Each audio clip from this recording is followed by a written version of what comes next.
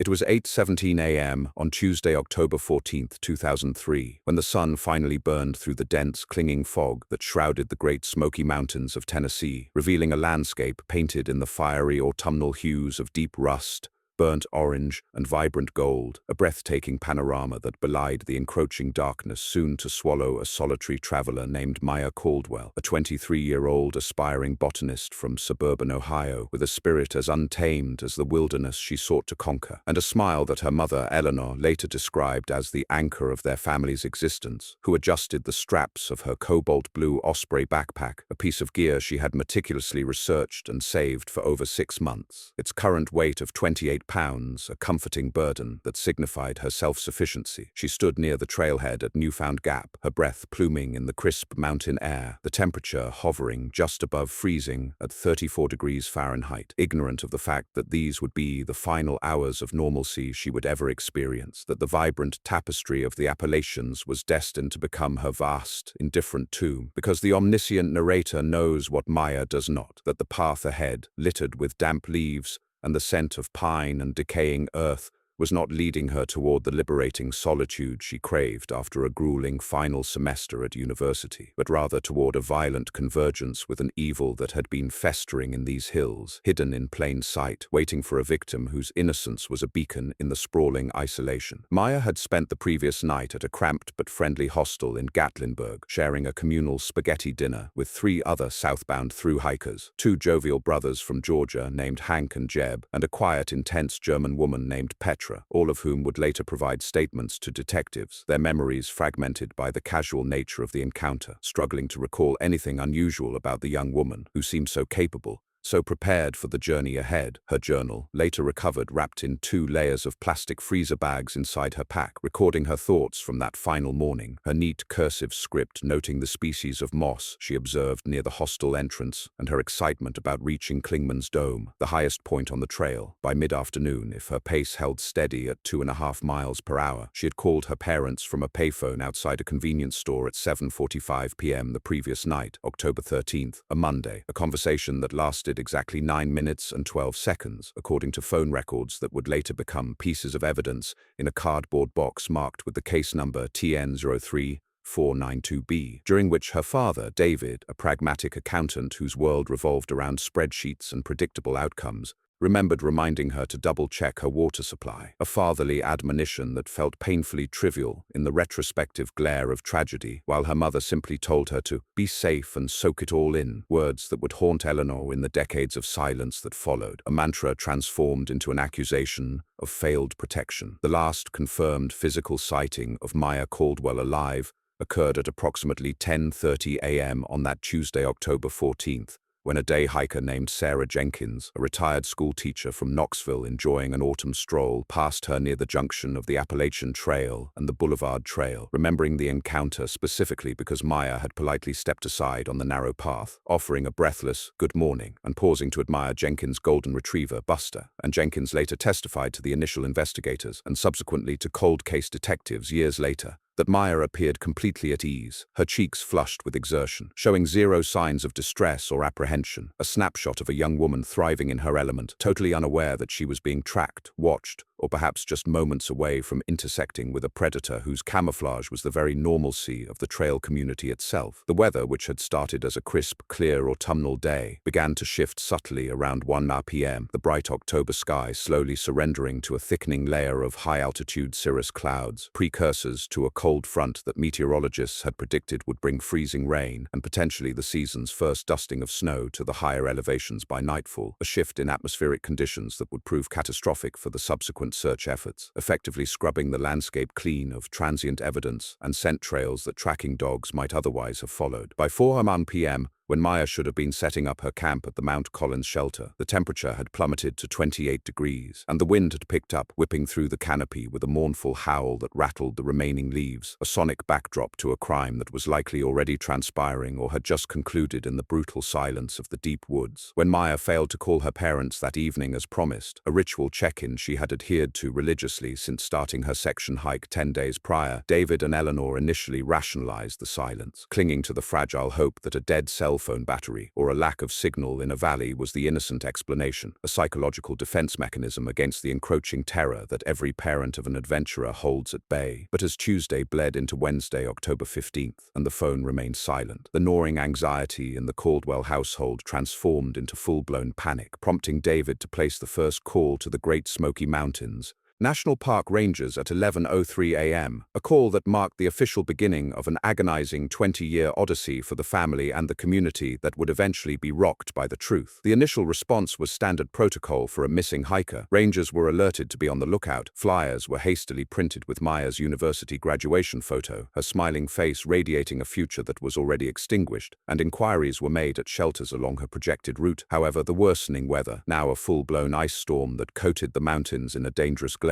severely hampered immediate ground searches, grounding helicopters and forcing search teams to wait until conditions improved, a delay that felt like an eternity to the Caldwells, who sat by their phone in Ohio, paralyzed by the unimaginable stillness of the waiting. It wasn't until Friday, October 17th, when the weather broke, leaving behind a frozen, glittering landscape, that a massive, coordinated search operation truly began, involving over 200 volunteers, cadaver dogs, aerial thermal imaging units, and seasoned trackers, all scouring the rugged terrain around Klingman's Dome, a newfound gap for a trace of the blue backpack or the bright yellow rain jacket Maya was known to carry, the search proving grueling and the terrain unforgiving, with dense rhododendron thickets and steep drop-offs concealing secrets beneath the fresh layer of ice and fallen leaves. Days turned into a week, the hope among the searchers dwindling with every negative report, every grid cleared without a sign, the vastness of the wilderness mocking their efforts, until 2:15 p.m. on Sunday, October 26th, 12 days after Maya was last seen, when a volunteer searcher, a local hunter familiar with the off-trail deer paths, stumbled upon something that did not belong in the natural landscape, hidden in a deep ravine nearly a mile off the main Appalachian Trail, a location Maya would have had no logical reason to be, unless under extreme duress, finding her cobalt-blue osprey backpack partially buried under a pile of deliberately placed brush and rocks, a crude attempt at concealment that sent a chilling jolt through the search team, transforming the mission instantly from a rescue to a recovery, because seasoned investigators knew that hikers, especially capable ones like Maya, do not separate from their essential gear voluntarily. The area was immediately cordoned off with yellow crime scene tape that looked alien and violent against the muted browns and grays of the forest floor, and forensic technicians were helicoptered in, their white Tyvek suits stark against the wilderness, as they began the meticulous, heartbreaking process of documenting the scene, processing the backpack for fingerprints, foreign DNA, and fibers, treating the surrounding leaf litter as a sacred text that might reveal the story of Maya's final moments. And inside the pack, they found her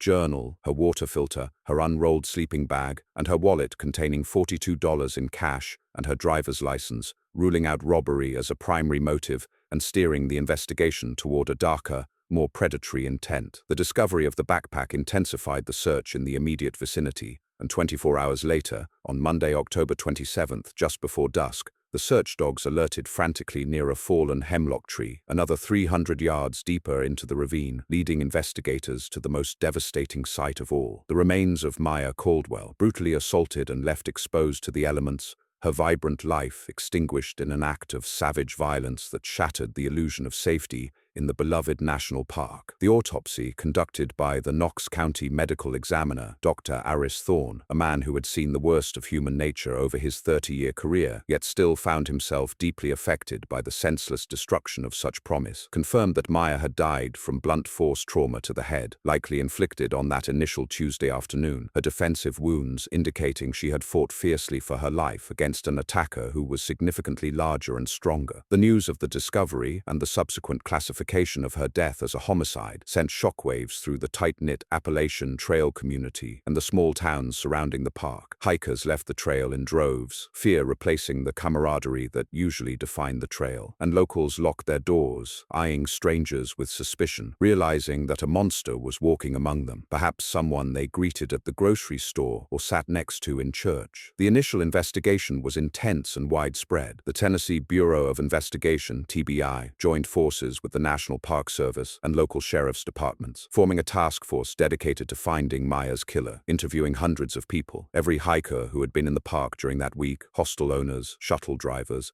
and local residents with histories of violence, compiling thousands of pages of notes and alibis, and sketches of potential persons of interest based on vague descriptions of suspicious men seen near trailheads were circulated, leading to a flurry of dead-end tips that exhausted detectives and offered false hope to the Caldwell family. Among those interviewed early on was a local carpenter named Elias Vance, a man in his late 40s known as a quiet, helpful member of the Gatlinburg community, a deacon at the First Baptist Church, who frequently volunteered for trail maintenance and had even participated in the initial search for Maya, his solemn face captured in news footage standing in the background as the sheriff gave a press conference. But Vance had a solid alibi for the afternoon of October 14th, claiming he was working on a cabinetry job at a remote cabin nearly 30 miles away, a claim initially corroborated by the cabin owner, an elderly woman who stated he had been there all day, though her memory was somewhat hazy regarding exact times, and with no physical evidence linking Vance to the crime scene at the time. The DNA technology of 2003 was not advanced enough to handle the degraded,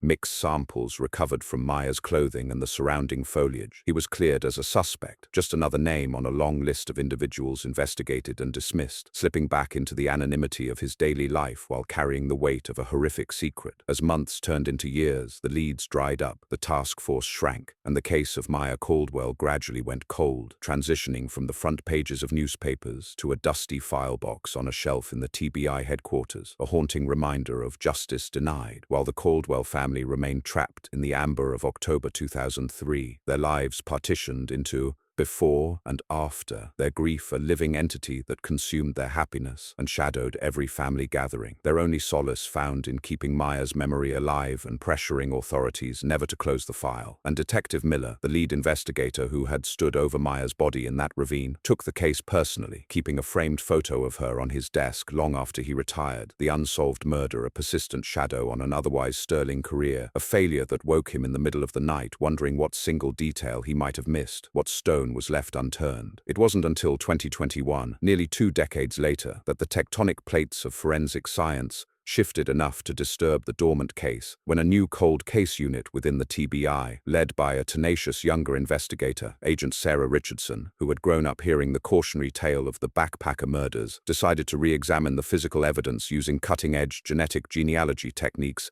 that had recently solved the Golden State Killer case. Agent Richardson, with the blessing of a weary but hopeful David and Eleanor Caldwell, sent the degraded DNA samples found under Maya's fingernails, evidence that had yielded nothing in 2003, to a specialized private laboratory capable of building a comprehensive SNP profile that could be uploaded to public genealogy databases like GEDmatch, not looking for a direct match in the criminal database, but searching for distant relatives that could form the trunk of a family tree leading to the killer. The process was agonizingly slow, a digital archaeological dig through centuries of marriage records, census data, and obituaries, building connections between third and fourth cousins, narrowing down the pool of potential suspects from millions to thousands, then hundreds, and finally to a single family line located in Sevier County, Tennessee. And the genealogy research pointed toward 3 brothers, one of whom was Elias Vance, the quiet carpenter and church deacon who had been interviewed and cleared 19 years prior. The revelation sent a shockwave through the cold case unit. The realization that the killer had been hiding in plain sight, living a normal life, raising a family, and attending church services just miles from where he had brutally ended Maya's life,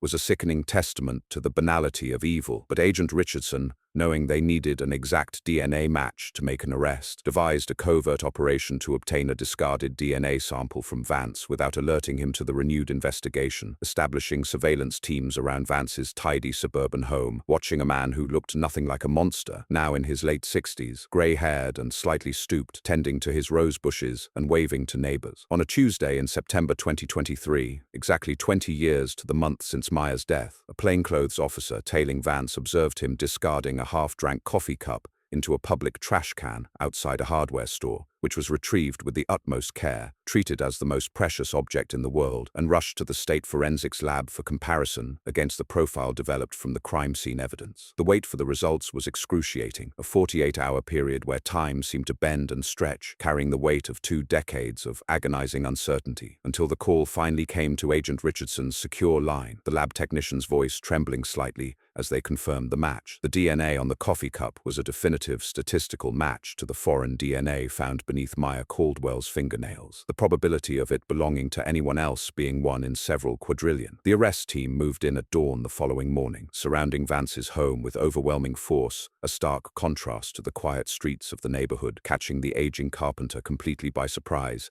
as he sat drinking his morning coffee at the kitchen table, the handcuffs clicking shut on wrists that had concealed a terrible violence for 20 years. The news of the arrest shattered the community of Gatlinburg. Neighbors who had known Elias Vance for decades, who had trusted him with their house keys and shared potluck dinners with him, reeled in disbelief, unable to reconcile the helpful, pious man they knew with the brutal predator described in the charging documents. And the revelation that he had participated in the initial searches, walking alongside the very people whose lives he had destroyed, added a layer of psychological horror to the case. A betrayal of communal trust that would take generations to heal. For David and Eleanor Caldwell, now in their 70s, the phone call from Agent Richardson informing them of the arrest brought not a sense of closure, for there is no true closure when a child is taken, but a profound, exhausting relief, the lifting of a 20-year siege on their souls, knowing that the unknown monster finally had a name and a face, and that Maya, their adventurous, brilliant daughter whose life was frozen in the autumn of 2003, had finally been heard, even as the legal proceedings promised another grueling chapter in their endless saga of loss. The silence inside the transport vehicle was absolute, a heavy, pressurized vacuum that stood in stark contrast to the chaotic scene unfolding on the manicured lawn of the Vance residence, where the flashing blue lights of 4 patrol cars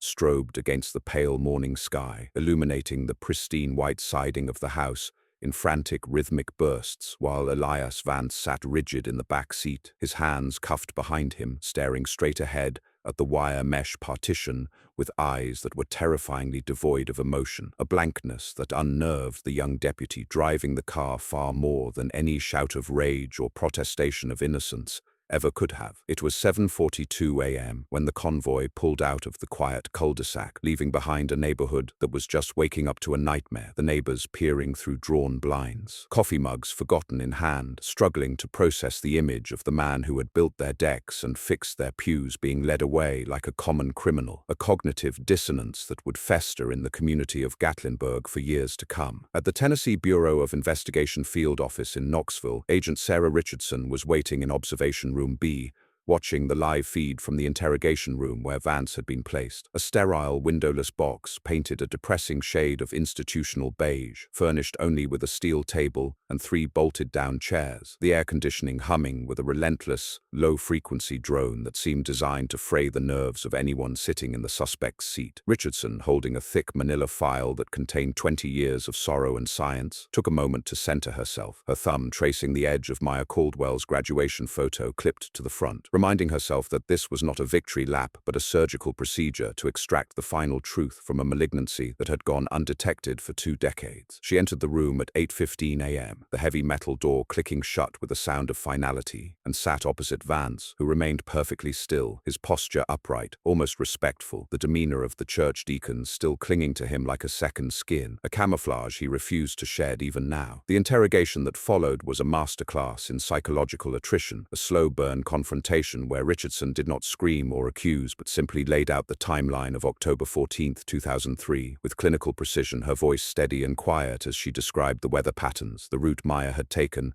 and the exact location where her body was found, watching Vance's face for a micro-expression, a twitch, a swallow, anything that would betray the monster beneath the mask. Vance, however, played the part of the confused, cooperative citizen perfectly, speaking in a calm, gravelly voice, expressing his shock at the arrest, reiterating his alibi about the cabin renovation, and even expressing sympathy for the Caldwell family, a manipulation that made Richardson's stomach churn with its audacity. But the dynamic in the room shifted seismic degrees when Richardson opened the file and slid a single sheet of paper across the steel table, the forensic report from the private lab detailing the genetic genealogy results and the confirmatory match from the discarded coffee cup. And as Vance read the scientific certainty of his guilt, the color drained from his face, not in a flush of panic, but in a slow, gray withdrawal of life, his eyes narrowing as the realization hit him that the invisible world of DNA had betrayed him, that the skin cells he had unknowingly left behind 20 years ago were now testifying against him with a volume louder than any witness. Meanwhile, back at the Vance residence, a parallel drama was unfolding as a team of forensic technicians, led by senior crime crime scene analyst Marcus Thorne executed a sweeping search warrant that authorized them to dismantle the life Elias Vance had so carefully constructed. The house was a shrine to normalcy, filled with framed photos of grandchildren, cross-stitched Bible verses, and the scent of lemon furniture polish, a domestic facade that made the search feel intrusive and surreal. Vance's wife of 35 years, Martha, a petite woman with trembling hands, sat on the sofa in the living room, flanked by a victim's advocate, her world having disintegrated in the span of an hour, watching in mute horror as strangers in blue gloves emptied drawers, pulled books from shelves, and ran fiber-optic cameras into the ventilation ducts. The search was methodical and invasive, moving from the living quarters to the garage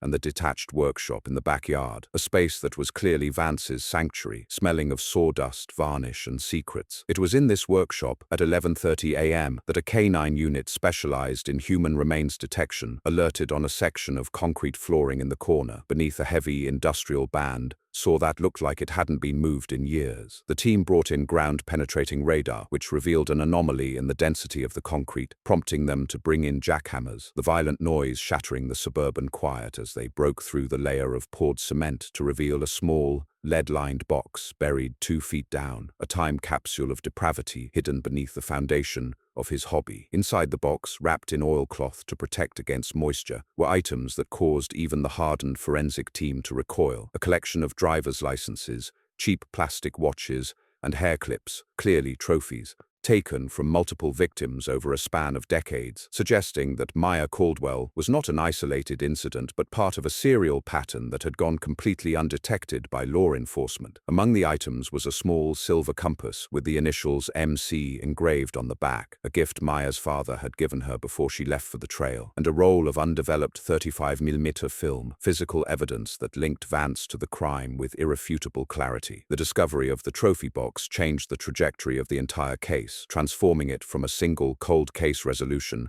into a potential serial killer investigation that would likely span multiple states and decades. Back at the station, the news of the discovery in the workshop was relayed to Agent Richardson via an earpiece, and she watched Vance closely as she received the information, seeing his shoulders slump almost imperceptibly, the air leaving his lungs in a long, defeated sigh, the facade finally cracking under the weight of the unearthed truth. He did not confess in a dramatic outpouring of guilt. Instead, he simply asked for a lawyer, his voice devoid of the earlier warmth, cold and flat as the stone of the mountains he had used as his hunting ground. The arrest and the subsequent search sent the media into a frenzy. By noon, the quiet street where Vance lived was choked with satellite trucks, reporters from national networks standing on the manicured lawns of neighbors, broadcasting the face of the church deacon killer to the world, analyzing his every public interaction from the past 20 years, interviewing shocked parishioners who struggled to reconcile the man who handed out hymnals with the predator who buried trophies in his workshop. For the Caldwell family, the phone call detailing the discovery of the compass was a double-edged sword, a confirmation that their daughter had been in the presence of this man, that he had taken a piece of her as a souvenir, a realization that brought a fresh wave of nausea and rage. Yet it also provided the concrete link they had prayed for, ensuring that the legal case against him would be virtually unassailable. David Caldwell sat in his study, holding the phone receiver long after the call had ended, looking out the window at the falling leaves of another autumn, feeling the strange, hollow exhaustion of a runner who has crossed the finish line, only to find himself in a wasteland. The legal machinery began to grind forward with relentless momentum. The district attorney, a stern woman named Elizabeth Sterling, who had built her career on prosecuting difficult homicide cases, announced in a press conference later that afternoon that her office would be seeking the death penalty, citing the heinous nature of the crime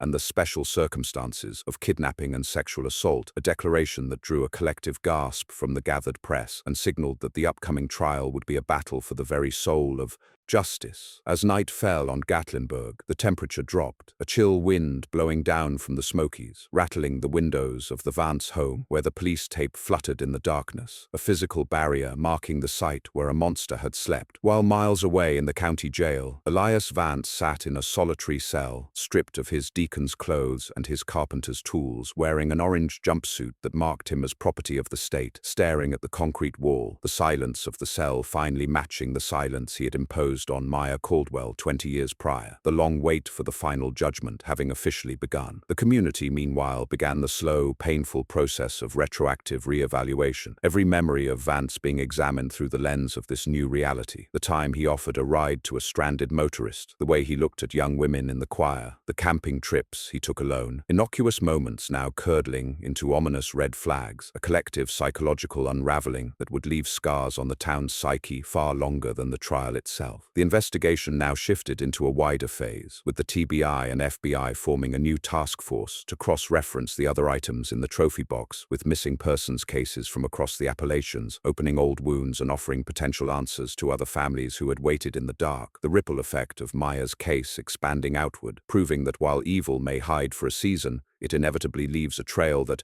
with enough time and science, will lead back to the source. The discovery of the lead-lined box in Elias Vance's workshop acted as a dark prism, refracting the singular tragedy of Maya Caldwell's murder into a spectrum of horror that stretched across state lines and decades, transforming the investigation from a localized homicide inquiry into a sprawling federal task force operation that would consume the resources of the Tennessee Bureau of Investigation and the FBI for the next 18 months. The items retrieved from the oilcloth bundles were catalogued with the reverence of holy relics, each cheap trinket and faded photograph representing a potential life extinguished in the silence of the wilderness. And within 48 hours of the box's extraction from the concrete, Agent Sarah Richardson found herself flanked by agents from the FBI's Violent Criminal Apprehension Program, or VICAP, who arrived in Knoxville with grim faces and thick binders of cold cases dating back to the late 1970s. The process of connecting the trophies to victims was a grueling exercise in forensic archaeology, requiring investigators to dredge up files that had long been relegated to basement archives in Kentucky, North Carolina, and Virginia, searching for mentions of missing jewelry or personal effects that matched the inventory of Vance's macabre collection. One specific item, a plastic watch with a faded pink band featuring a cartoon cat found near the bottom of the box, was quickly linked to the 1996 disappearance of a 14-year-old runaway named Jessica Miller from Asheville, North Carolina, whose case had been dismissively treated as a voluntary flight at the time, a realization that brought a fresh, crushing wave of guilt to the original investigators who had failed to look harder. And for Jessica's aging grandmother, who had never stopped waiting, the news brought by two solemn detectives was a devastating confirmation that her granddaughter had not run away to a new life, but had been intercepted by a predator who saw her vulnerability as an invitation. As the links began to form, painting a terrifying picture of a serial killer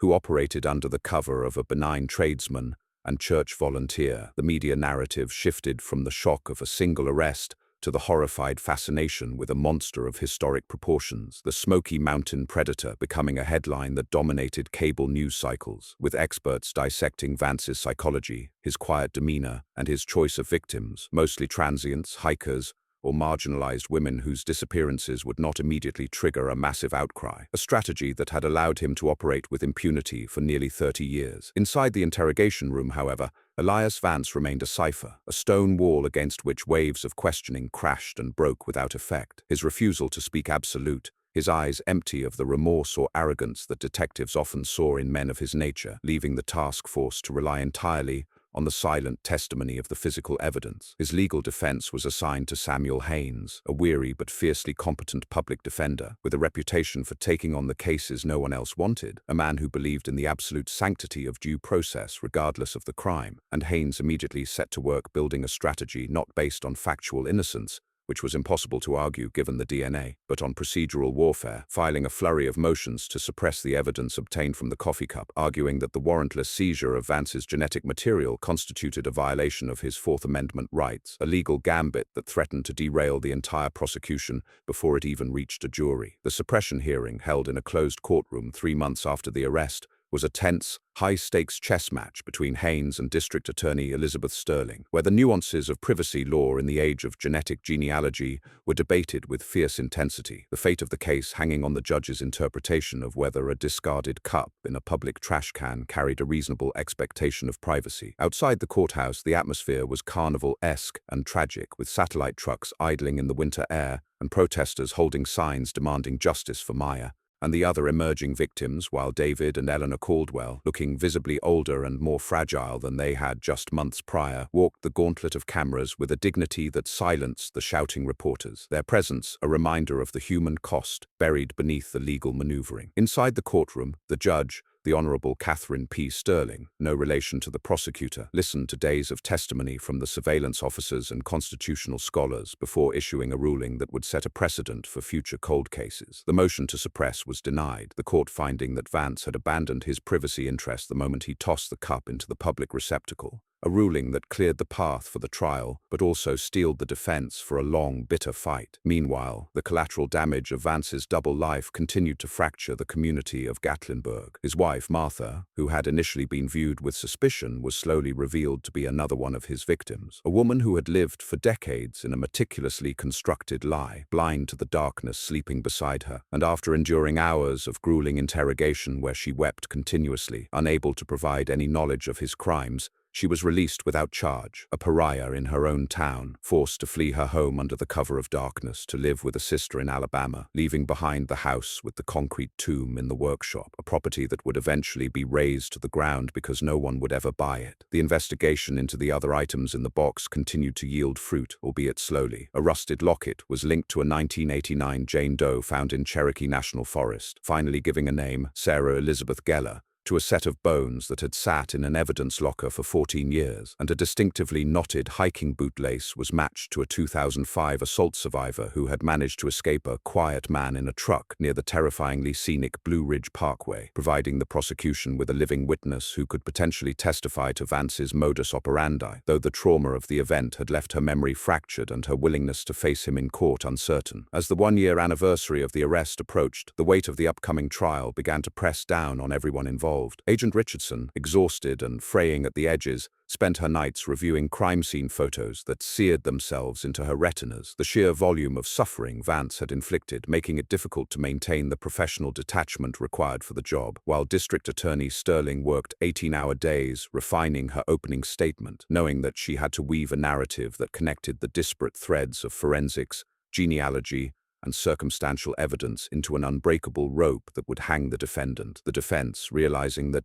the physical evidence was insurmountable, began to pivot toward a mitigation strategy for the penalty phase, hiring forensic psychologists to delve into Vance's childhood, looking for the seeds of pathology in a history of abuse or trauma, hoping to find something, anything, that would convince a jury to spare his life, a tactic that enraged the Caldwells, who felt that any attempt to humanize the man who had bludgeoned their daughter was an insult to her memory. The pre-trial hearings finally concluded in late 2024, setting the stage for a trial that was scheduled to begin in the early spring of 2025, a timing that felt symbolically poignant, coinciding with the season when hikers would once again flock to the Appalachian Trail, oblivious to the history of violence beneath their boots. The jury selection process was a marathon, taking 6 weeks to find 12 impartial jurors and 4 alternates in a county where everyone knew the name Elias Vance, eventually requiring the judge to bus in a jury pool from a neighboring district to ensure a fair trial, a logistical nightmare that added to the tension. Finally, on a rainy Tuesday in March 2025, the courtroom doors opened for the opening statements, the gallery packed with the families of the victims, the Caldwells sitting in the front row, holding hands, their knuckles white, flanked by the parents of Jessica Miller and the brother of Sarah Geller, forming a silent phalanx of grief and accusation. Elias Vance was led into the room, now gaunt and pale from months of incarceration, wearing a cheap suit that hung loosely on his frame, refusing to look at the gallery, his eyes fixed on a spot on the defense table, as D.A. Sterling stood up, smoothed her blazer, and walked to the podium, waiting for the room to settle into a heavy silence before speaking the first words that would begin the final accounting of his crimes, her voice ringing out clear and unwavering. On October 14, 2003, the sun rose over the Great Smoky Mountains on a world that Maya Caldwell loved, a world she believed was beautiful and wild, but by sunset, that world had been stolen from her by the man sitting in this courtroom, a man who wore the mask of a neighbor but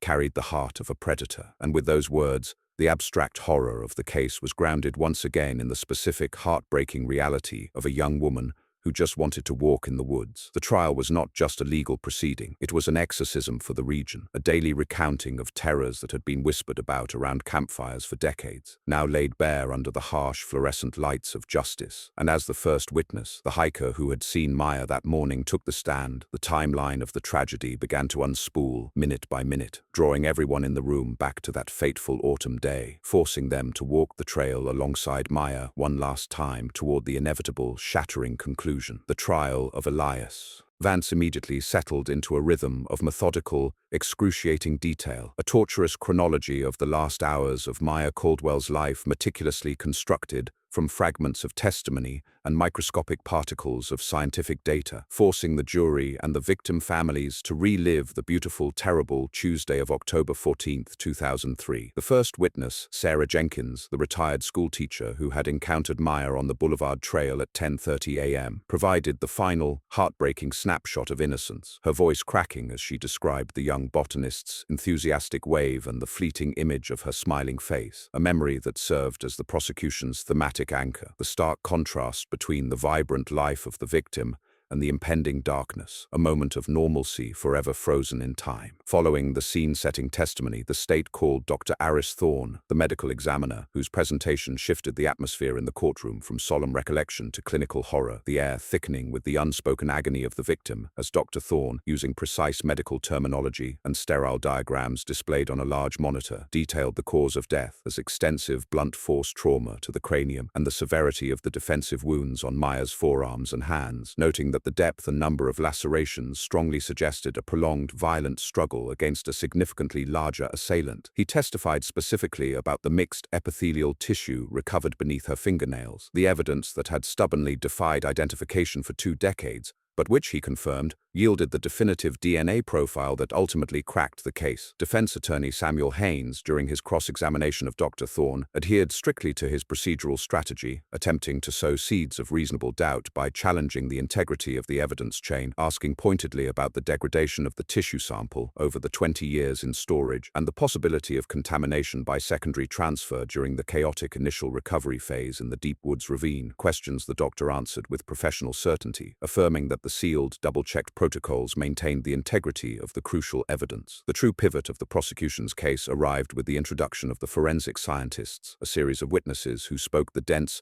specialized language of genomics and molecular biology, culminating in the powerful testimony of Dr. Lena Chen, the lead geneticist from the private lab that performed the cutting-edge single nucleotide polymorphism, or SNP, analysis. Dr. Chen spent hours on the stand, patiently explaining to the 12 bewildered jurors the difference between standard codis matching and the far more complex genetic genealogy process, illustrating how her team utilized the degraded DNA from the fingernails to create a comprehensive genetic blueprint, a digital family tree that branched outward through public databases to third and fourth cousins of the perpetrator, eventually leading investigators through a painstaking genealogical path that converged on the name Elias Vance. She detailed the confirmatory testing on the DNA extracted from the discarded coffee cup, providing the courtroom with the statistical certainty of the match, a figure that exceeded 1 in 30 quadrillion, a number so vast it effectively removed any doubt regarding the identity of the person who had fought Maya Caldwell in that ravine on October 14th. Haynes's cross-examination of Dr. Chen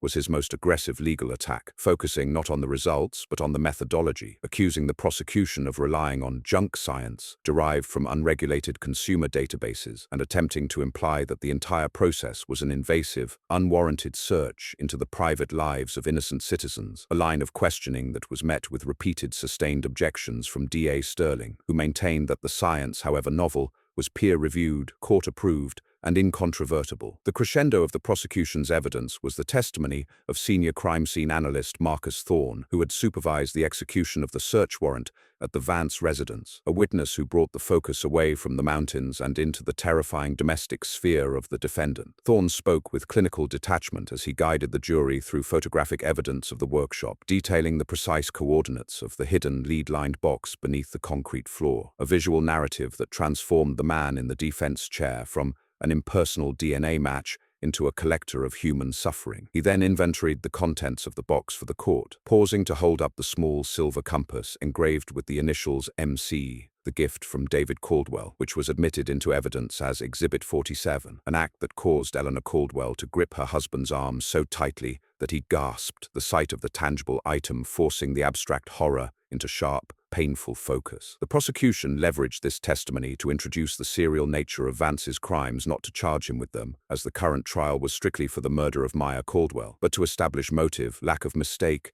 and a clear predatory modus operandi. Thorne was compelled to mention the pink plastic watch and the rusted locket, identifying them only as personal effects recovered from the defendant's hidden cache that have subsequently been linked to other cold case investigations. A subtle but devastating piece of testimony that painted Vance not as a man who reacted spontaneously, but as a systematic hunter, a detail that visibly shifted the weight of the jury's attention. After 2 full weeks dedicated solely to forensic and scientific testimony, the prosecution called its final witness for the case in chief, a former FBI behavioral analyst who testified without ever making a direct comment on Vance's guilt about the psychological profiles of dissociative organizational killers who seek to control the narrative through silence and who often collect trophies to relive their acts, a clinical framing that tied together the DNA evidence, the methodical crime scene concealment, and the contents of the box into a horrifyingly coherent pattern. As the prosecution concluded its case on a Thursday afternoon, DA Sterling delivered a brief but powerful statement to the court, formally resting the state's case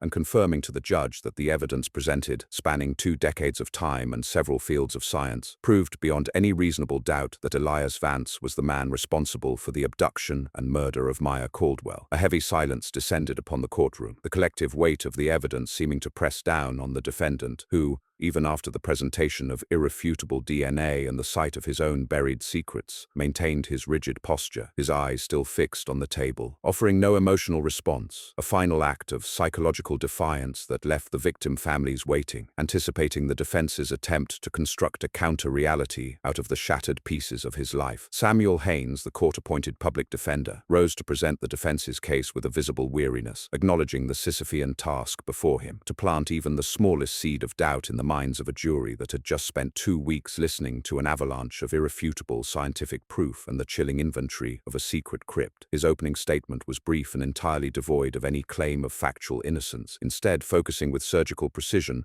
on the abstract legal burden of proof beyond a reasonable doubt, arguing that the state, despite its voluminous evidence, had failed to conclusively eliminate the possibility that the crime was committed by an unknown accomplice, or that the crucial DNA evidence had been compromised or transferred during the 2 decades the sample had languished in storage. The defense case was intentionally sparse, a tactical retreat designed to meet the minimum requirements of due process without offering any substantial material that the prosecution could exploit, lasting only 3 days compared to the prosecution's 3 weeks. Haynes first called Agnes Pritchard, the elderly, slightly frail owner of the remote cabin where Elias Vance claimed to have been working on the afternoon of Maya Caldwell's murder in 2003, hoping to bolster the flimsy alibi that had initially cleared his client 2 decades prior. Ms. Pritchard, now 86 years old and clearly struggling with the passage of time, testified under oath that Vance had been at her property working on her kitchen cabinets during the fall of 2003, but under sharp and relentless cross-examination by DA Sterling,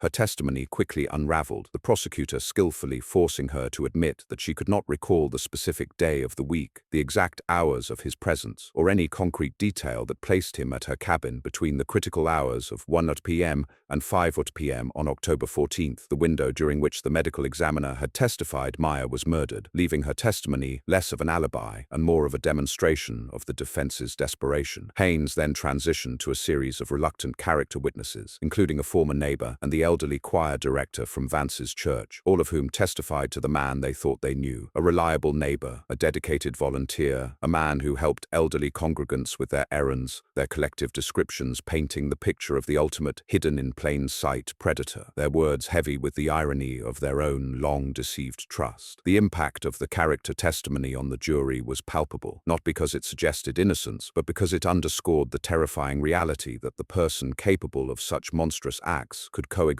seamlessly within a community, a grim realization that deepened the tragedy for the Caldwells and the other victim families watching from the gallery. The defense's final technical witness was a forensic consultant specializing in DNA degradation, Dr. Elias Thorne, a hired gun whose testimony was highly technical and aimed solely at obfuscation, arguing that while the DNA undeniably matched Elias Vance, The degraded nature of the sample meant its exact origin, and the precise time of its transfer could not be scientifically determined, attempting to leave the remote possibility that Vance's DNA had somehow been transferred by an intermediary or by casual contact long before the crime, a theory so remote that it bordered on speculative fiction, yet a necessary point for the defense to raise to fulfill its ethical duty. The most emotionally charged moment of the defense's presentation, however, was not one of Haynes's choosing, but a decision forced by legal necessity. The testimony of Martha Vance, the defendant's estranged wife. She was called not by the defense, who feared her emotional volatility and lack of actual knowledge, but by the prosecution, who successfully argued that her testimony was necessary to directly counter the defense's character witnesses and establish the defendant's secretive, compartmentalized life, which facilitated his crimes. Martha Vance, pale and shaking, testified for only 20 minutes, speaking in a choked whisper about the man she married, the father of her children, describing a marriage that was outwardly ordinary but inwardly distant, marked by his frequent unannounced fishing trips and the rigid separation of his workshop from the rest of the domestic space, confirming that she had never once entered the back corner of that workshop where the trophy box was buried. Her eyes never once met her husband's, who watched her with the same blank, unreadable expression he had worn throughout the entire trial. The silence of the courtroom, broken only by her fragile voice and the quiet weeping of Maya Caldwell, who saw in Martha Vance another victim of the predator's elaborate, devastating lie. D.A. Sterling's cross-examination of Martha was empathetic but relentless, leading her to confirm that Vance had been entirely self-sufficient, responsible for his own laundry and maintenance of his tools, confirming that he had the privacy and the means to conceal his actions from her for decades, subtly turning the testimony of the deceived wife into evidence of the defendant's calculated duplicity. After Martha Vance was excused, Samuel Haynes, having presented all the tactical and procedural doubts he could muster, rose to address the court and stated, "Your Honor, the defense rests its case," a moment of quiet surrender that marked the end of the evidentiary phase of the trial. The judge immediately dismissed the jury until the following morning, instructing them to return for the closing arguments, the final crucial battle where both sides would attempt to weave the thousands of pages of testimony and the dozens of exhibits into a single, compelling narrative designed to persuade the 12 citizens of Vance's guilt or the existence of reasonable doubt. As the families slowly filed out of the courtroom, the air crackling with anticipation, the Caldwells walked past the defense table, and for the first time in the entire trial, Elias Vance lifted his eyes, not to meet theirs, but to stare directly at Agent Sarah Richardson, who was gathering her notes, his look not one of malice or apology, but of cold, pure, detached calculation, a terrifying reminder that even in chains, the predator retained a chilling, impenetrable control over his own narrative, leaving the emotional work of the closing arguments to fill the void of his silence. The stage was now set for the final reckoning, the moment when the 2 decades of silence and the weeks of scientific data would be distilled into the ultimate question of life and death. The following morning, the courtroom was charged with a nearly unbearable tension, the air thick with suppressed expectation as the final legal arguments commenced, a ceremonial summation of the long, painful journey toward justice that had begun 22 years earlier in the cold, silent woods. District Attorney Elizabeth Sterling stood before the jury box, her demeanor commanding yet deeply empathetic, and delivered a closing argument that was both a meticulous recap of the evidence and a powerful appeal to the collective moral conscience, weaving the clinical facts of the science with the profound emotional tragedy of the crime. She spent the first 20 minutes walking the jury through the timeline, contrasting the sunlit innocence of Maya Caldwell's last morning, a vision established by the first witness, with the brutal reality of the defensive wounds and the cause of death detailed by Dr. Thorne, forcing the jurors to face the violent convergence of those two realities. But her most devastating rhetoric was reserved for the forensic evidence, which she dubbed the victim's last and most articulate cry for help. Sterling held up the photographic evidence of the degraded fingernail tissue, stating in a clear, unwavering voice that this was not merely DNA, but the voice of Maya Caldwell, trapped in the physical world, a voice that was silent for 20 years but spoke with undeniable truth when the technology finally caught up to the crime. She dedicated a significant portion of her time to the trophy box, pointing directly at Elias Vance, who sat expressionless at the defense table, arguing that the concealed compartment and its contents, Exhibit 47, Maya's silver compass, Exhibit 51, the pink plastic watch, and so on, proved beyond any shadow of doubt that this was not a spontaneous crime of opportunity, but the calculated, methodical action of a predator who intentionally compartmentalized his evil life, living in a sustained state of deception. And she concluded her argument by invoking the moral authority of their civic duty, urging the jury to look past the defendant's quiet facade and hold him accountable for the life he stole and the decades of sorrow he inflicted, ending simply with the name, "Do justice for Maya Caldwell." When Samuel Haynes rose for the defense's final statement, the contrast was jarring. His delivery was subdued, analytical, and entirely divorced from emotion, a final desperate attempt to reframe the proceedings not as a search for truth, but as a rigorous test of the legal standard. He conceded the weight of the DNA evidence, a concession necessitated by the statistical certainty presented by Dr. Chen, but spent his time aggressively attacking the reasonableness of the doubt, arguing that the sheer novelty of genetic genealogy introduced an element of uncertainty and that the prosecution had failed to definitively prove the exact moment the DNA transfer occurred, suggesting that the possibility, however remote, of secondary or tertiary contamination in a 20-year-old sample meant the state had not met its burden. Haynes hammered away at the flaws in the original 2003 investigation and the vagueness of the alibi witness, attempting to exploit any crack in the foundation, no matter how small, reminding the jury repeatedly that a conviction required the elimination of all reasonable doubt, a chilling proposition that hung heavily in the air as he sat down, leaving the jury to grapple with the philosophical interpretation of reasonable. Following the closing arguments, Judge Sterling spent an hour delivering the intricate jury instructions, outlining the specific legal definitions of murder, aggravated kidnapping,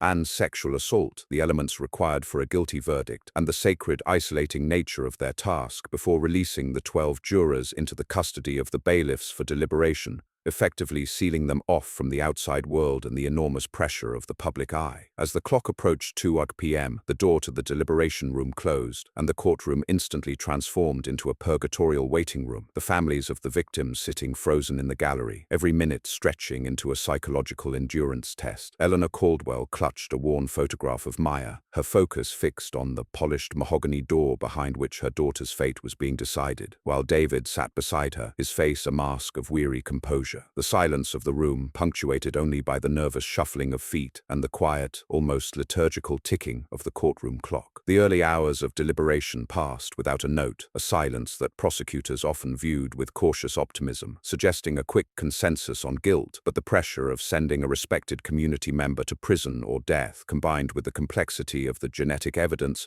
meant the decision was agonizingly difficult for the sequestered men and women. In the jury room, the initial vote quickly revealed a strong majority for conviction, but two jurors, deeply unnerved by the technicality of the genetic genealogy and Samuel Haynes's closing arguments regarding the timing of the DNA transfer, held out, leading to hours of intense, emotional debate. The foreman, a stoic retired engineer, guided them through the evidence binders, patiently leading the dissenting jurors back to the undeniable truth, the sheer volume of corroborating evidence, the fact that Vance was in the region, his sudden, unexplained need to dig up his workshop floor months after the arrest, and the absolute statistical certainty of the DNA match, made the defense's theory of contamination entirely unreasonable. The trophy box, Exhibit 47, was brought into the deliberation room, and the sight of Maya's small silver compass on the table proved to be the final, visceral piece of persuasion, rendering the abstract legal arguments moot and compelling the jury to acknowledge the cold,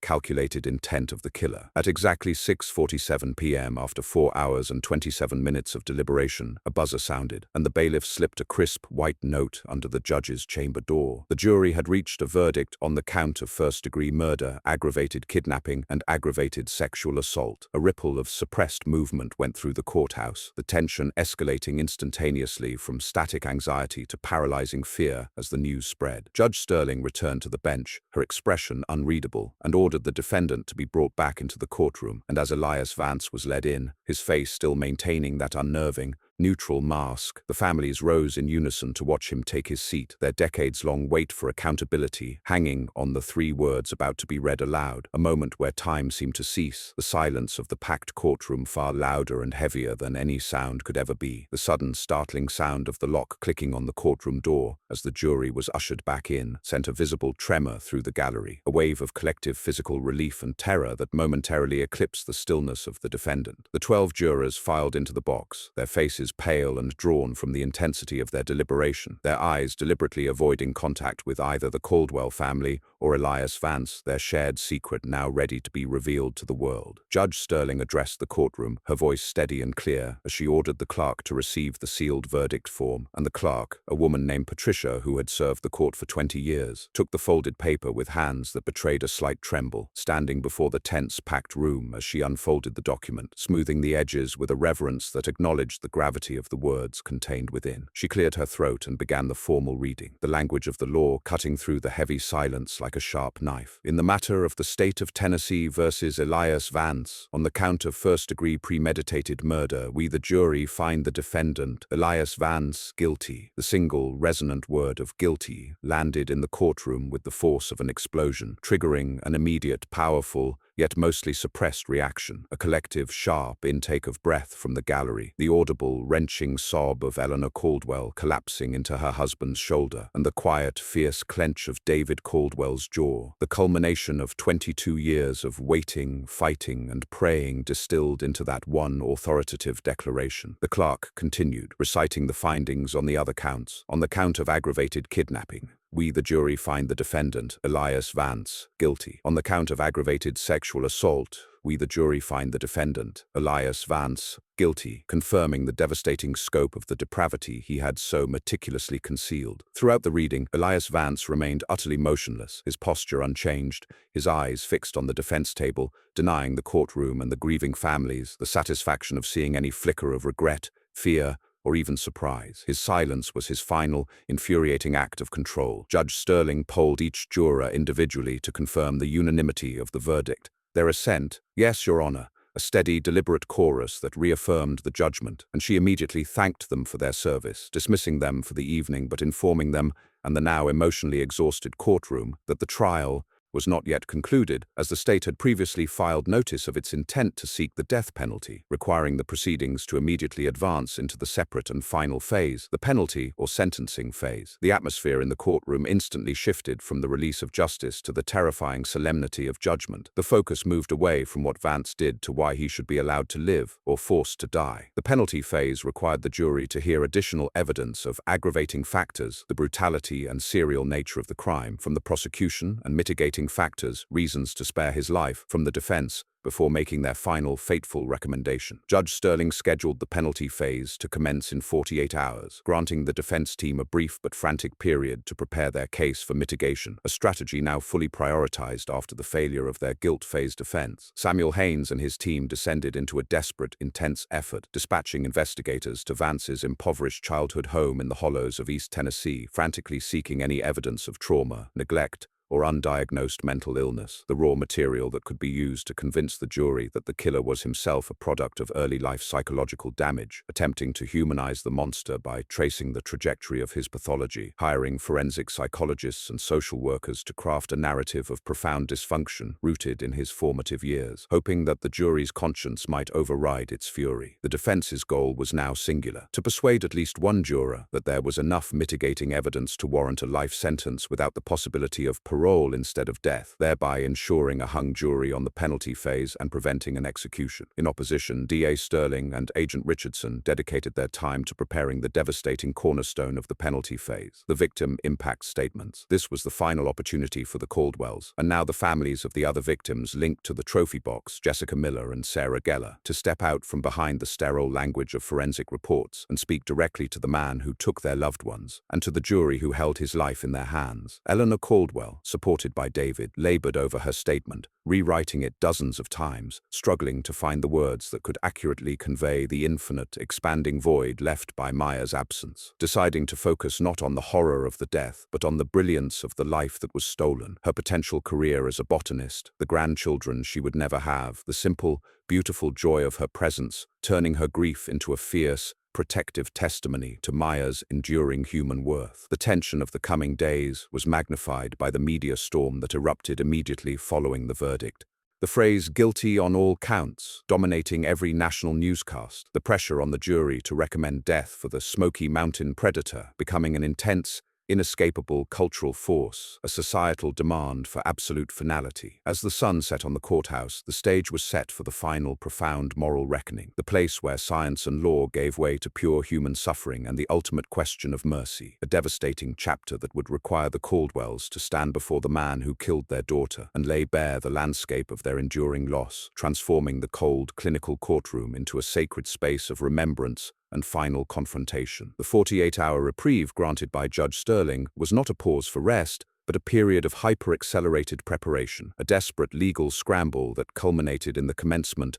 of the penalty phase, a hearing designed to determine whether Elias Vance would face the ultimate sanction for the murder of Maya Caldwell. The courtroom dynamic immediately shifted. The focus was no longer on factual guilt, which was now settled, but on moral worthiness, pitting the narrative of the defense, which sought to explain the killer, against the narrative of the prosecution, which sought to honor the victim. Samuel Haynes opened the defense's case for mitigation with an argument that felt like a plea for fundamental human mercy, attempting to peel back the layers of the respectable carpenter to expose the damaged foundation of the boy, calling Vance's estranged older sister Clara, who testified in a halting, sorrowful voice about the grim poverty and emotional neglect of their childhood in a remote Appalachian holler, describing a father who was rarely present and often violent when he was, and a mother who was emotionally withdrawn, painting a picture of a young Elias as a withdrawn, quiet child who learned to disappear into the landscape to survive. The most crucial witness for the defense was Dr. Alan Kincaid, a forensic neuropsychologist who had spent weeks interviewing Vance in jail and analyzing his childhood records, testifying that Vance exhibited severe symptoms of dissociative personality disorder and complex PTSD stemming from sustained early life trauma, arguing that Vance's rigid compartmentalization, his lack of emotional affect, and his extreme ability to lead a double life were all clinical manifestations of a deep-seated pathology, a desperate defense mechanism that fractured his personality, suggesting to the jury that while Vance was legally responsible for his actions, the man who committed the crimes was fundamentally broken and therefore less than fully culpable, urging the jury to find the mitigating factors substantial enough to warrant life imprisonment as punishment, a punishment that would protect society while still recognizing the source of the sickness. The courtroom listened with a kind of clinical exhaustion, the testimony attempting to evoke pity, yet ultimately serving only to deepen the sense of horror as it gave a systematic explanation for the hidden-in-plain-sight device. D.A. Sterling's cross-examination of the psychologist was swift and brutal, however, focusing solely on the fact that millions of individuals survive profound childhood trauma without becoming serial murderers, noting that Vance's actions were not random outbursts of a broken mind, but highly organized, repeated acts of calculated predatory violence across decades, highlighting that his capacity for sustained planning, from the careful disposal of evidence to the construction of the trophy box, was not the act of a man incapable of moral judgment, but a man who deliberately chose evil. The prosecution's final devastating presentation was the introduction of the aggravating factors and the delivery of the victim impact statements, a moment that transcended the legal framework and became a raw confrontation with the human cost of Vance's actions. D.A. Sterling first reiterated the statutory aggravating factors, chief among them that Maya Caldwell's murder was committed during the commission of an aggravated kidnapping and sexual assault, and that the manner of the killing was especially heinous, atrocious or cruel, a technical yet essential legal foundation for the death penalty request. But the true emotional weight of the phase was carried by the families. Eleanor Caldwell was the first to take the stand, approaching the witness box not as an accuser, but as a curator of a stolen life, her voice measured but trembling with profound grief, electing to read a statement that did not address Vance directly, but focused instead on the rich, vivid life he extinguished, detailing Maya's passion for botany, her meticulous journal entries, her plans for graduate school, the joy she took in simple things, her words painting a devastating, detailed portrait of the potential future that was erased, asking the jury only to remember not how she died, but how she was meant to live, and how much the world lost when her light went out. David Caldwell followed, speaking of the constant, aching void in their home, the agony of celebrating holidays and birthdays with an empty chair, the loss not just of a daughter but of the peace and equilibrium of their entire lives, a life sentence of sorrow imposed upon them by the man sitting 50 feet away. The courtroom was reduced to near absolute silence, the only sound the quiet, ragged weeping of the jury members and the other victims' families, including the sister of Sarah Gellar and the now elderly grandmother of Jessica Miller, who were permitted to speak briefly about the decades of agonizing uncertainty that Vance's crimes had forced upon them, their words multiplying the scale of his evil and confirming the serial nature of his depravity. When the statements concluded, Judge Sterling gave Elias Vance the traditional right of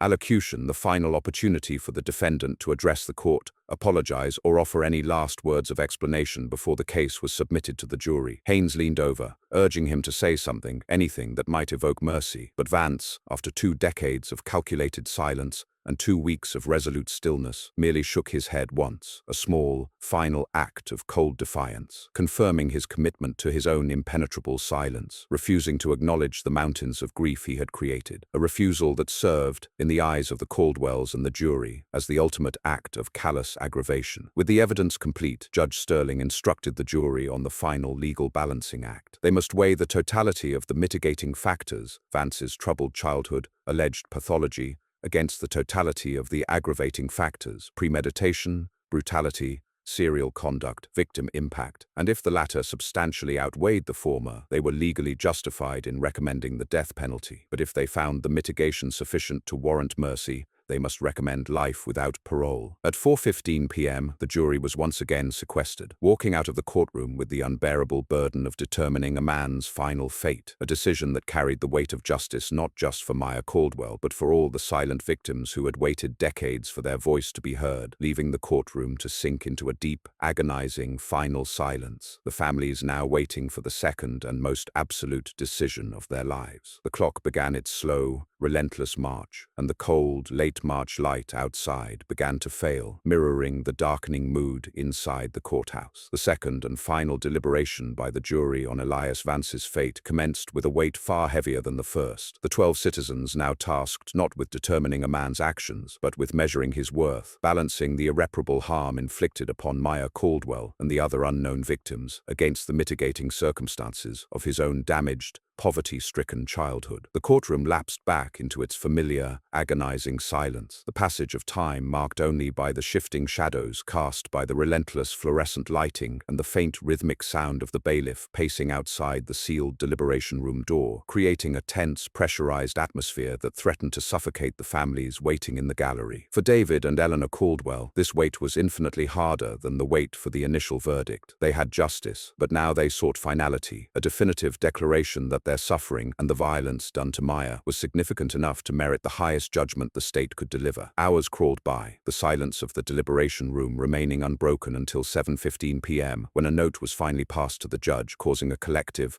suppressed gasp in the gallery. The note was not a question, but a request to review Exhibit 47, the small silver compass taken from Maya's backpack and found buried in Vance's trophy box, and the accompanying psychological report presented by the defense's mitigation expert, a demand that revealed the intense, focused struggle within the jury to reconcile the innocent youth Vance was and the calculating predator he became. The defense team clung desperately to the hope that the evidence of early trauma would prove persuasive, but the prosecution knew that the visual, tangible proof of Vance's ongoing, cold-blooded collection of victims, represented by the compass, would ultimately outweigh the defense's abstract arguments of psychological damage. At 8:38 p.m., after 4 hours and 23 minutes of weighing mercy against justice, the buzzer sounded again, announcing that the jury had reached its final, binding recommendation. The gravity that settled upon the courtroom was absolute. Even the sound of the defendant being escorted back in seemed muffled by the atmosphere of finality. Judge Sterling, her face set in a look of grim judicial neutrality, instructed the jury to stand and address the foreman, asking if they had reached a recommendation on the sentence to be imposed for the first-degree murder conviction. The foreman, the retired engineer,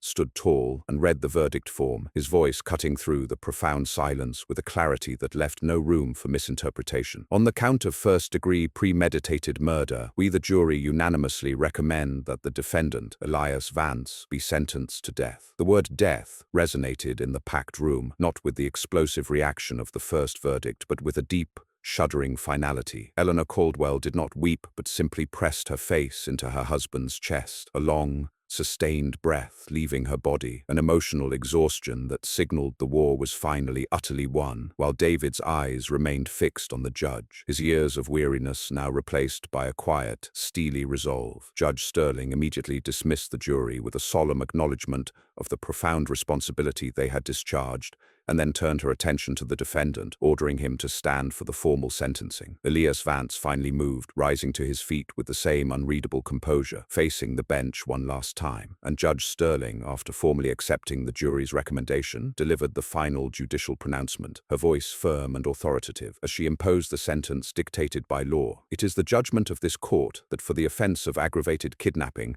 and aggravated sexual assault, the defendant Elias Vance is sentenced to life imprisonment without the possibility of parole, and for the offense of the first-degree premeditated murder of Maya Caldwell, it is the judgment of this court that the defendant, Elias Vance, shall be remanded to the custody of the Department of Correction for the administration of the sentence of death. She then addressed the defendant directly, her gaze piercing the last vestiges of his facade. "May God have mercy on your soul." The sentence delivered, Judge Sterling's gavel struck the wood with a sharp, resounding finality. Thwack, a sound that marked the closure of the trial and the official transfer of Elias Vance from the judicial system to the correctional system. Vance was immediately surrounded by deputies, and as they led him away, his hands shackled to a chain around his waist, he turned his head slightly toward the gallery, and for the briefest, most chilling moment, his eyes passed over the faces of the families, the Caldwells, the Millers, the Gellers, before he disappeared through the side door leading to the holding cells, his face still conveying nothing, a final, cold testament to the psychological void he had become. Outside the courthouse, the atmosphere was chaotic and electric. A massive throng of press and onlookers had gathered despite the late hour, their cameras flashing, creating a blinding, noisy chaos that threatened to overwhelm the families as they emerged. D.A. Sterling, flanked by Agent Richardson,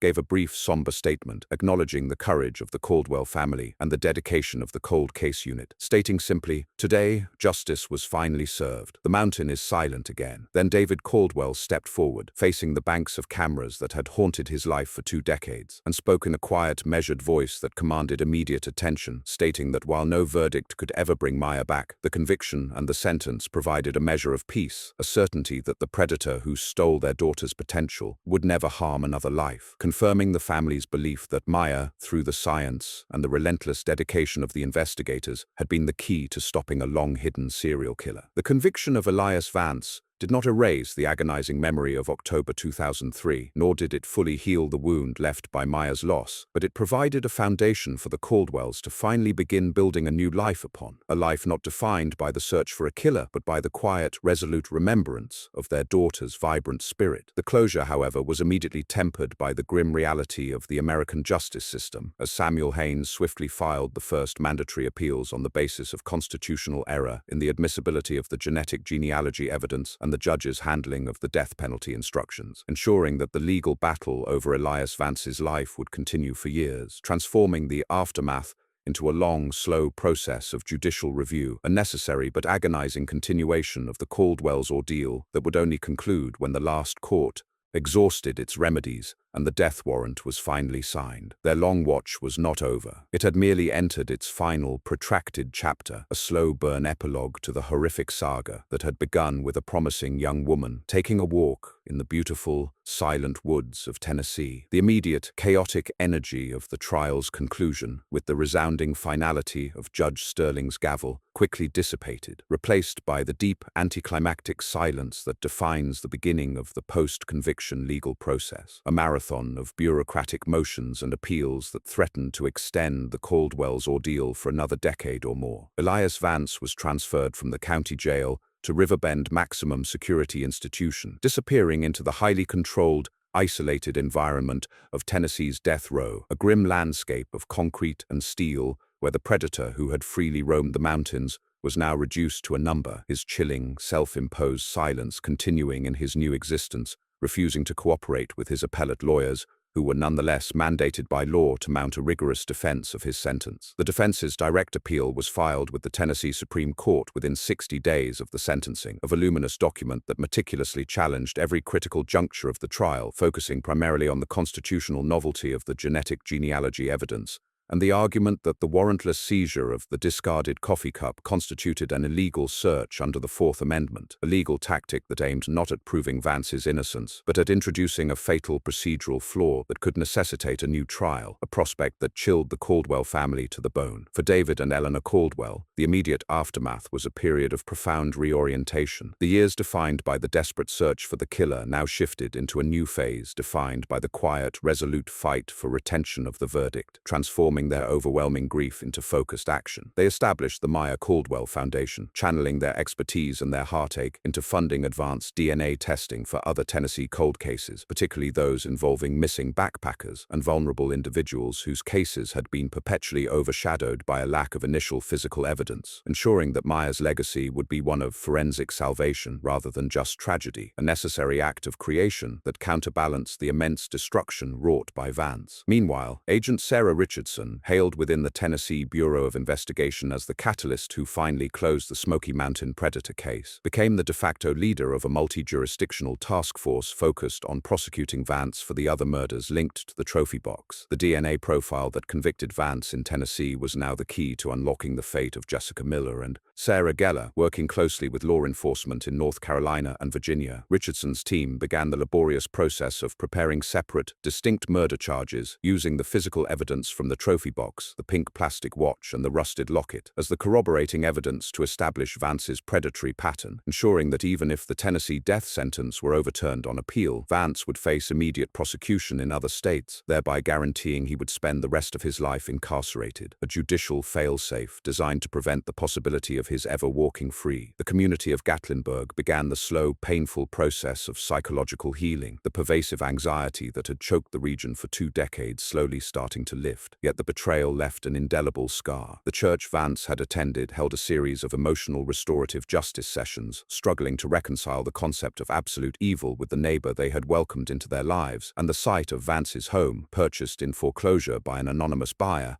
was ultimately bulldozed, the concrete slab that contained the trophy box foundation meticulously removed and replaced with a patch of sod, a symbolic attempt to literally erase the ground where the secret had been kept hidden in plain sight. As the months turned into 2026, the wheels of justice continued their deliberate rotation. The mandatory direct appeal was heard by the Tennessee Supreme Court in late November, the justices reserving their decision for 3 months, a period of agonizing suspense for the Caldwells, who tracked every news report and subtle legal forecast, knowing the fate of the entire case hinged on the court's decision to uphold the pioneering use of genetic genealogy. Finally, on February 10, 2027, the Tennessee Supreme Court issued its ruling, a 5-0 decision that upheld the conviction and the death sentence in its entirety, finding that the discarded coffee cup was indeed abandoned property and that the subsequent use of publicly available DNA databases did not violate Vance's rights, a landmark ruling that solidified the legality of the investigative technique in the state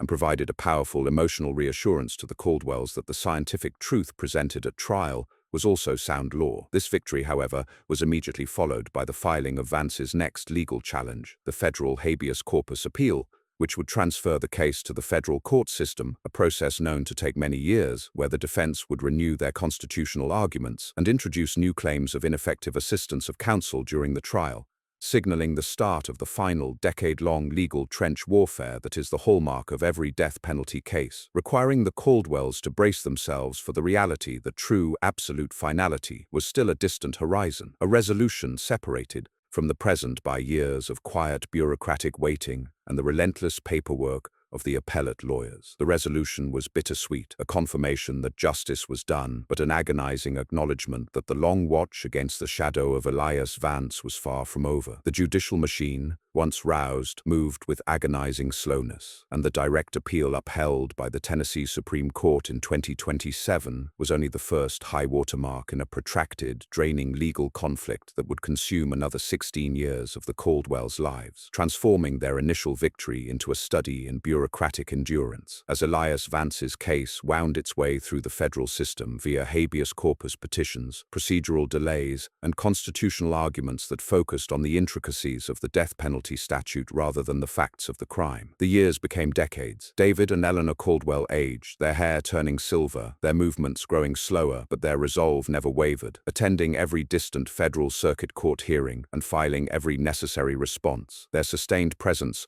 a physical manifestation of Maya's unmet potential, while their foundation successfully funded the resolution of 9 other cold cases across the Appalachian region. Agent Sarah Richardson, promoted multiple times and now serving as the chief of cold cases for the TBI, oversaw the successful interstate prosecution of Vance, achieving what was deemed a necessary redundancy. In 2030, Elias Vance formally entered a guilty plea in a North Carolina courtroom to the second-degree murder of Jessica Miller and the aggravated kidnapping of Sarah Geller in Virginia, ensuring that he carried multiple, stacking life sentences, rendering the outcome of the Tennessee death penalty appeal technically moot but emotionally essential for the Caldwells, a final, definitive legal acknowledgement of the full scope of his predation. Finally, in the spring of 2043, 20 years after the arrest and 40 years after Maya was last seen, the appeals process reached its zenith. The Supreme Court of the United States denied Vance's final petition for certiorari, refusing to hear the constitutional challenge, a decision that exhausted the last legal avenue for appeal and paved the way for the governor of Tennessee to sign the execution warrant, setting the date for September 21,